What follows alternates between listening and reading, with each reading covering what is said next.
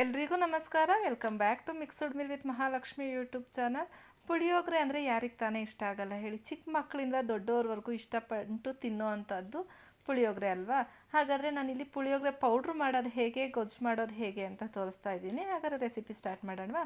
First gas on ಮಾಡಿ, gas ಮೇಲೆ ಒಂದು ಕಡಾಯಿ ಇಟ್ಟು ಅದಕ್ಕೆ 1 ಟೇಬಲ್ ಸ್ಪೂನ್ ಆಗೋಷ್ಟು ಕಡಲೆಬೇಳೆ, ಅರ್ಧ ಟೇಬಲ್ ಸ್ಪೂನ್ ಆಗೋಷ್ಟು ಉದ್ದಿನಬೇಳೆ, 1/4 ಟೇಬಲ್ ಸ್ಪೂನ್ ಆಗೋಷ್ಟು ಮೆಂತ್ಯ, 1/3 ಟೇಬಲ್ ಸ್ಪೂನ್ ಆಗೋಷ್ಟು ಮೆಣಸು, ಒಂದು ಫುಲ್ಲು ಸ್ಪೂನಷ್ಟು ಜೀರಿಗೆ. ಮೆಣಸಿನ ಪ್ರಮಾಣ ಸ್ವಲ್ಪ ಕಮ್ಮಿ ಇದ್ದು ಜೀರಿಗೆ ಪ್ರಮಾಣ ಸ್ವಲ್ಪ ಜಾಸ್ತಿ ಇರಬೇಕು.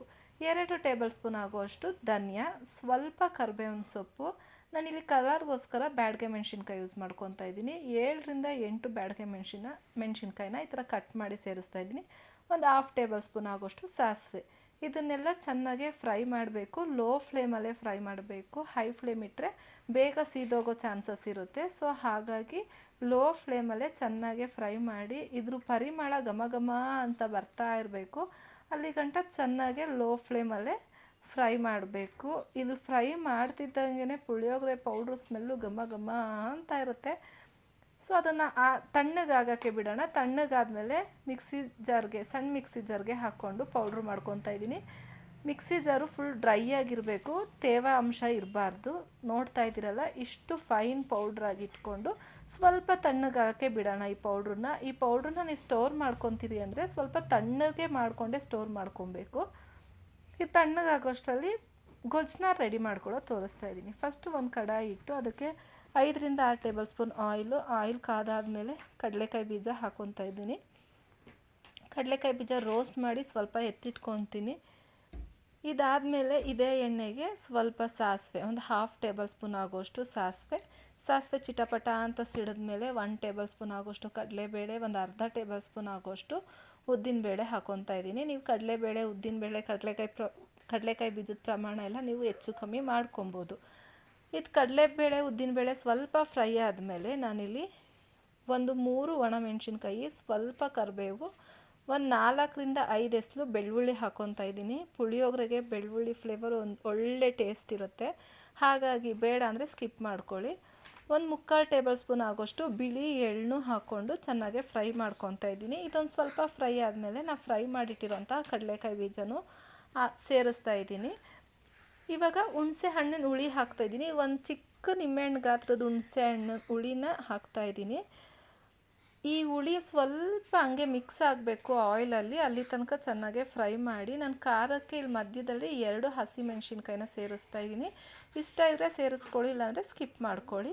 ಇದು ಹುಣಸೆ ಹಣ್ಣಿನ ಹುಳಿ ಎಲ್ಲ ಚೆನ್ನಾಗೆ ಫ್ರೈ ಮಾಡಾದಮೇಲೆ ನಾವು ಮಾಡಿರೋ ಅಂತಹ ಪುಳಿಯೋಗರೆ ಪೌಡ್ರನ್ನ ನಾನು 2 ಟೇಬಲ್ ಸ್ಪೂನ್ ಆಗೋಷ್ಟು ಸೇರಿಸ್ತಾ ಇದ್ದೀನಿ. ಇದನ್ನು ಚೆನ್ನಾಗಿ ಮಿಕ್ಸ್ ಮಾಡ್ಕೊಳ್ಳೋಣ. ಮಿಕ್ಸ್ ಮಾಡಾದ್ಮೇಲೆ ಬೇಕು ಅಂದರೆ ಇಲ್ಲೊಂದು ಚಿಟಿಕೆ ಉಪ್ಪು ಹಾಕ್ಕೊಳ್ಳಿ. ಗೊಜ್ಜುಗೆ ಉಪ್ಪು ಬೇಕಲ್ವ, ಹಾಗಾಗಿ ಉಪ್ಪು ಹಾಕೋ ವಿಡಿಯೋ ಸ್ಕಿಪ್ ಆಗಿದೆ.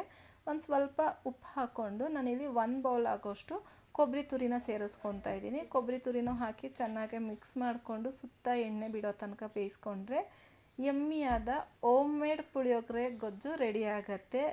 ಈ ಗೊಜ್ಜನ್ನ ನೀವು ಫ್ರಿಡ್ಜಲ್ಲಿ ಇಟ್ಕೊಂಡು 1 ವೀಕ್ ಗಂಟ, 15 ಡೇಸ್ ಗಂಟ ತಿನ್ಬೋದು. ಚೆನ್ನಾಗಿರುತ್ತೆ, ಏನೂ ಹಾಳಾಗಲ್ಲ.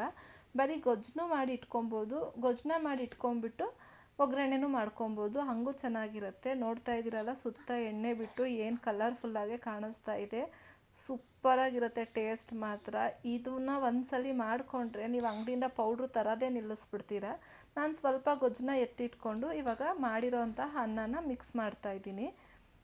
ನೀಟಾಗಿ ಮಿಕ್ಸ್ ಮಾಡಬೇಕು. ಲೋ ಫ್ಲೇಮ್ ಇಟ್ಕೊಂಡೆ ಮಿಕ್ಸ್ ಮಾಡ್ಕೊಳ್ಳಿ. ಚೆನ್ನಾಗಿ ಮಿಕ್ಸ್ ಮಾಡಾದಮೇಲೆ ಬೇಕು ಅಂದರೆ ಮೇಲ್ಗಡೆ ಕೊತ್ತಂಬರಿ ಸೊಪ್ಪು ಹಾಕೊಬೋದು, ಇಲ್ಲಾಂದರೆ ಸ್ಕಿಪ್ ಮಾಡ್ಬೋದು. ಆಮೇಲೆ ಬೇಕು ಅಂದರೆ ನೀವು ಗೊಜ್ಜಿಗೆ ಸ್ವಲ್ಪ ಬೆಲ್ಲ ಹಾಕ್ಕೊಳ್ಳಿ. ಒಂಚೂರು ಸ್ವೀಟ್ ಬೇಕು ಅಂತಂದರೆ, ನಾವು ಯಾರೂ ಸ್ವೀಟ್ ತಿನ್ನಲ್ಲ, ಸೊ ಹಾಗಾಗಿ ನಾನು ಬೆಲ್ಲನ ಸ್ಕಿಪ್ ಮಾಡಿದ್ದೀನಿ. ಇಷ್ಟ ಇದ್ದರೂ ಒಂದು ಸ್ವಲ್ಪ ಬೆಲ್ಲ ಹಾಕ್ಕೊಂಡು ಗೊಜ್ಜನ್ನ ರೆಡಿ ಮಾಡ್ಕೊಬೋದು. ನೋಡ್ತಾ ಇದ್ದೀರಲ್ಲ ಎಷ್ಟು ಚೆನ್ನಾಗಿ ಕಾಣಿಸ್ತಾ ಇದೆ ಪುಳಿಯೋಗರೆ ಅಂತ. ನಿಜವಾಗ್ಲೂ ಇದನ್ನು ಒಂದ್ಸಲಿ ಮನೇಲಿ ಟ್ರೈ ಮಾಡಿದ್ರೆ, ಅಯ್ಯೋ ಇಷ್ಟು ದಿನ ನಾವು ಮನೆಯಲ್ಲೇ ಮಾಡ್ಕೊಬೋದಿತ್ತು, ಸುಮ್ಮನೆ ಪೌಡ್ರು ತಂದು ಮಾಡ್ತಾಯಿದ್ದೀವಿ ಅನ್ನಿಸ್ತತೆ ಅಂಗಡಿ ಪೌಡ್ರನ್ನ. ನಾನು ಹೇಳೋದ್ನೆಲ್ಲ ಬೇಕು ಅಂದರೆ ಮೇಲ್ಗಡೆ ಕೊತ್ತಂಬರಿ ಸೊಪ್ಪು ಹಾಕ್ಕೊಳ್ಳಿ. ಐ ಹೋಪ್ ಈ ವಿಡಿಯೋ ಇಷ್ಟ ಆಗಿದೆ ಅಂದ್ಕೊತೀನಿ. ಇಷ್ಟ ಆಗಿರೋ ದಯವಿಟ್ಟು ಲೈಕ್ ಮಾಡಿ, ಶೇರ್ ಮಾಡಿ, ಕಮೆಂಟ್ ಮಾಡಿ. ಸಬ್ಸ್ಕ್ರೈಬ್ ಆಗಿಲ್ಲ ಅಂದರೆ ಪ್ಲೀಸ್ ನನ್ನ ಚಾನಲ್ನ ಸಬ್ಸ್ಕ್ರೈಬ್ ಮಾಡಿಕೊಂಡು ಹೊಸಬ್ರಿಗೆ ಸಪೋರ್ಟ್ ಮಾಡಿ ಅಂತ ಕೇಳ್ಕೊತಾ ಇದ್ದೀನಿ. ಇದೇ ಥರ ಸಿಂಪಲ್ ಆ್ಯಂಡ್ ಟೇಸ್ಟಿ ರೆಸಿಪಿಯೊಂದಿಗೆ ಮತ್ತೆ ಸಿಗ್ತೀನಿ. Thank you for watching. Keep supporting. Bye.